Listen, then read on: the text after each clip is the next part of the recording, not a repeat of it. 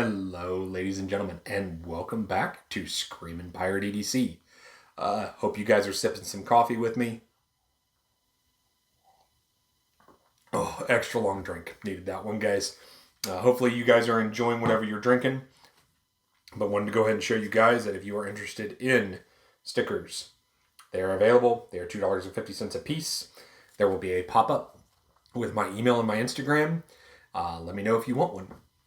All right, guys. So those are out of the way. Got all of that. Let's hop into my week one impressions of the HEA Elixir. Now, everything I say about the Elixir also applies to the Poison. The only difference between these two knives is going to be your milling pattern out here. The Elixir, it just has surface milling here, and the Poison has a deeper engraving pattern. That's literally your difference between these two knives.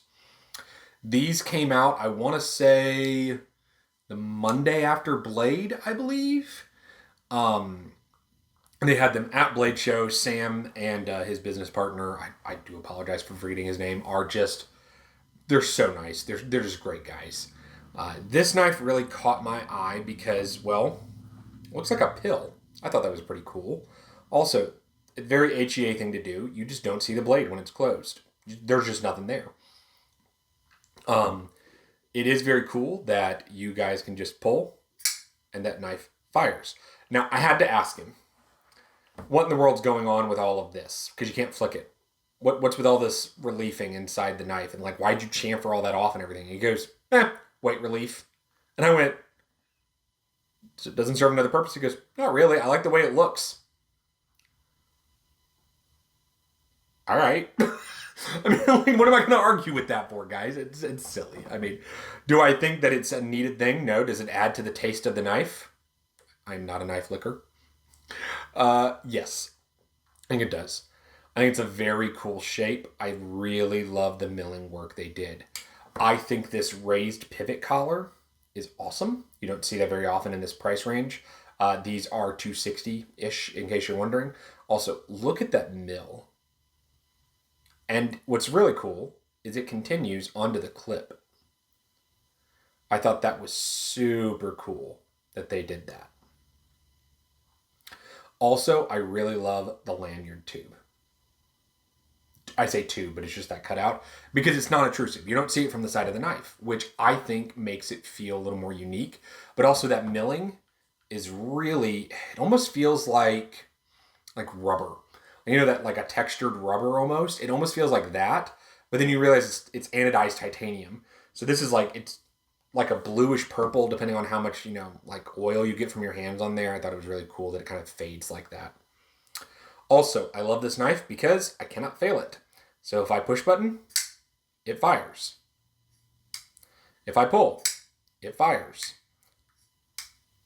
If I'm lazy, it still fires.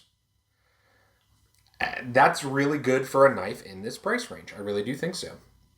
Now, the full tie NS35. I know a lot of people are going to argue about that because you can get Kaisers for like $150. Same stuff. They're not doing milling like this. They're not. They're just not. The sides are not milled like this, in my opinion. I also think that there's a lot less, what's the best way I can put this for you guys? Life in the knife. When you hold a knife, I think every knife has a story when you hold it. And this one just feels like someone put a lot of time into wanting you to have a small blade, comfortable handle, usable knife, but that looks interesting. It feels interesting. I mean, it's, contoured titanium out here too. It doesn't just feel like the same old, same old. And I think that's fantastic. I really do. Now, I just failed it. Oh, finally, the first time. Now, do I think this knife is worth your time and your money? That's really up to you. Do you like small blades? Do you like, having a comfortable handle with a small blade? Then yeah, I say go for it. The other thing I love about this knife is there's no jumping anywhere. So it makes it feel really, slim and unique and sleek almost. It almost feels like it could just like kind of go flying like a bullet. I think that's really cool. And now that I say that, guys, it almost looks like Bullet Bill. Don't look at, I don't know why. It just does to me. But either way, guys, let's go ahead and hold up some size comparisons so you can get a rough idea if this is a knife you're looking at getting. So we have the Kaiser Mini Sheepdog. Thought another knife with like, smaller blade, not a lot of handle out there. I'm much more comfortable on the HEA than I am on the Sheepdog just because of my hand size. But wanted you guys to see that.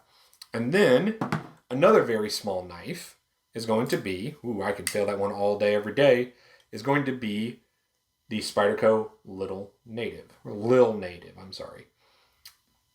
Similar blade length, but look how much more handle you're getting here. Now, if you like small handles and finger choils and whatnot, I like the Lil Native. I really do. But I feel like there's just so much more, soul to the HEA. I really do like it, guys. But I wanted you guys to see that. And then lastly, let's do it next to a bottle of KPL.